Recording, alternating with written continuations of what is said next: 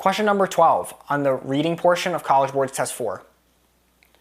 According to the passage, members of which group moved away from central city areas in large numbers in the early 2000s? So what people were moving away from the central city in the early 2000s? Well, I remember when they talk about in this first paragraph, central city areas, right here, a closer look at the results, line 14, show that the most powerful demographic events of the past decade were the movement of African Americans out of central cities.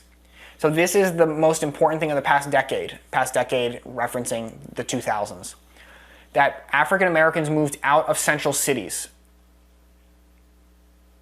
So when we ask what was the biggest event and who moved away from central city areas, not unemployed, not the immigrants. Immigrants, remember, moved to the suburbs. Line 18, settlement of immigrants to the suburbs. But they didn't move from cities to suburbs. They're moving from wherever they are from to suburbs immediately, which is obviously verified by the last sentence of the piece. They, immigrants, are living in the suburbs from day one.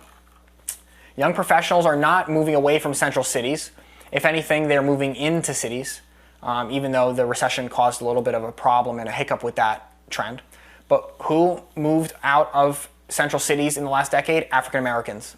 They say it in the piece. They say it in line 16. The answer is going to be, for number 12, D.